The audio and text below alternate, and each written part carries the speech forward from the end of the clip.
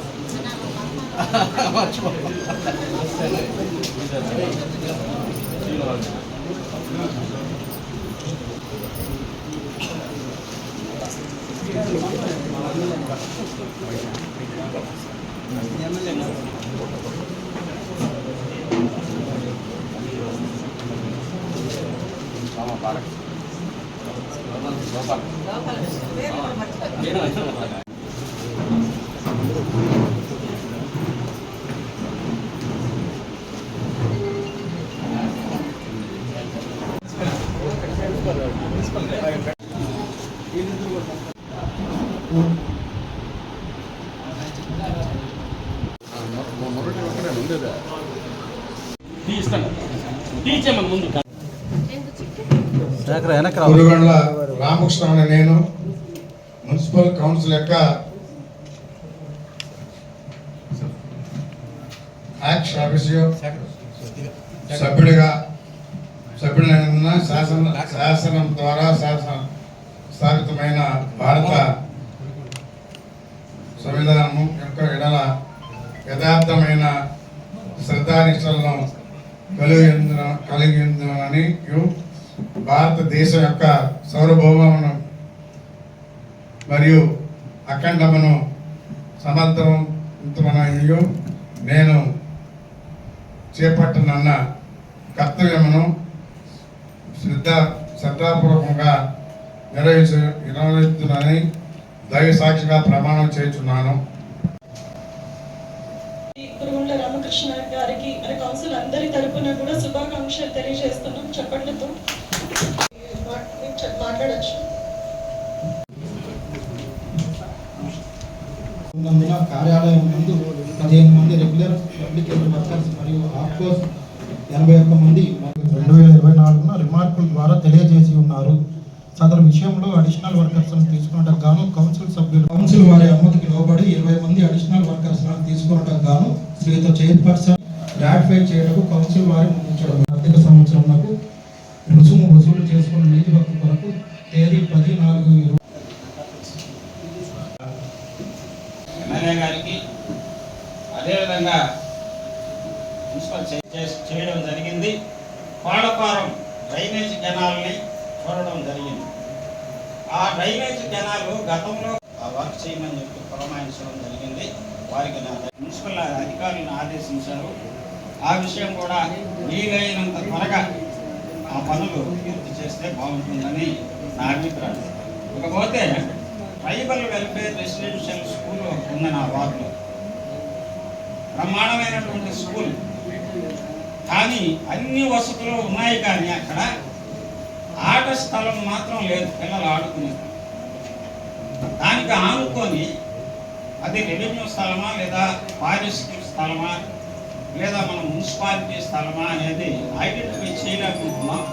అక్కడ surveyor, 3 surveyor, పారిశ్రామిక surveyor, municipal surveyor, revenue surveyor joint survey చేసి అది మున్సిపాలిటీ ప్లేస్ అని తేలితే లేదా రెవెన్యూ ప్లేస్ అని తేలితే అక్కడ దాదాపుగా ఒక 2 ఎకరాల స్థలం ఉంది. ఆ స్థలాన్ని ఆట స్థలాన్ని కేటాయించవలసిందిగా గౌరవ చైర్పర్సన్ గారిని ఎమ్మెల్యే గారిని కోరుకుంటూ ఉన్నాను. దానికి దారి లేదు. నేను ఎన్నోసార్లు ఈ మీటింగ్లో దాదాపు 3 సంవత్సరాలు అయిపోయింది. 3 సంవత్సరాల నుంచి కొట్టుకుంటానే ఉండా, ఎవరు ఏం పట్టించుకున్నారు లేదు. వర్షాకాలం వస్తే మోకాట్లో నీళ్ళల్లో శవాలు ఎత్తుకొని పోయేటువంటి పరిస్థితి అక్కడ ఒక కలవట్టు కట్టాలి, దానికి ఫండ్స్ని రిలీజ్ చేయమని చెప్పి చైర్పర్సన్ గారిని కనీసం 10 సార్లు అడుగుంటాం. మీ అందరికీ తెలుసు, ఇక్కడ కౌన్సిల్ సభ్యులందరికీ తెలుసు, అధికారులందరికీ తెలుసు, కానీ దాని మీద స్పందన లేదు. అక్కడ మా వార్డులో పలుసు, నా వార్డు మీద నాకు బ్రహ్మాండమైన అవగాహన.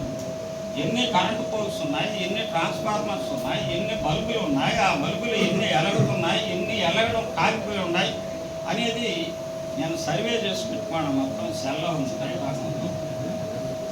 అలానే జాతర కూడా వచ్చింది, సర్వే చేయకుండా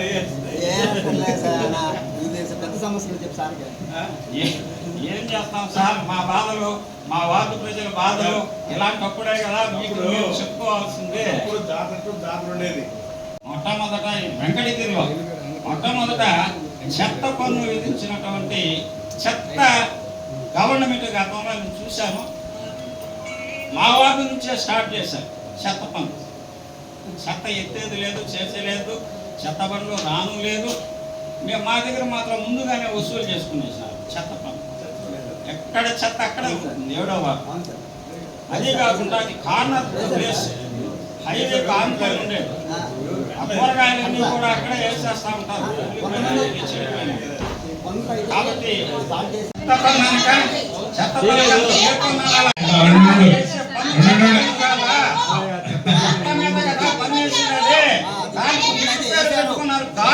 ట్యాక్స్ అనే ట్యాక్స్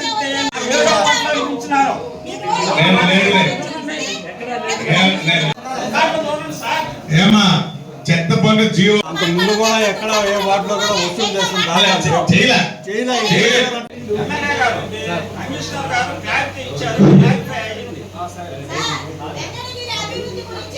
సరే సార్ 35 లక్షలు ఇవ్వడం జరిగింది. ఎందుకు అన్ని డ్రైన్స్ క్లీన్ చేసుకోవాలా, నీట్గా కావాలనే కాన్సెప్ట్తో. అంతకుముందు ఆ గవర్నమెంట్ అది కూడా ఇలా అట్లీస్ట్ 10 లక్షలు మున్సిపాలిటీకి ఇచ్చిన దాఖలాలు లేవు. ఏదైనా చేసామంటే తెలుగుదేశం ప్రభుత్వమే. అందుకని రాగానే ఫస్ట్ ముందు డ్రైన్స్ క్లీన్ చేయాలనే కాన్సెప్ట్తో ఇచ్చాం.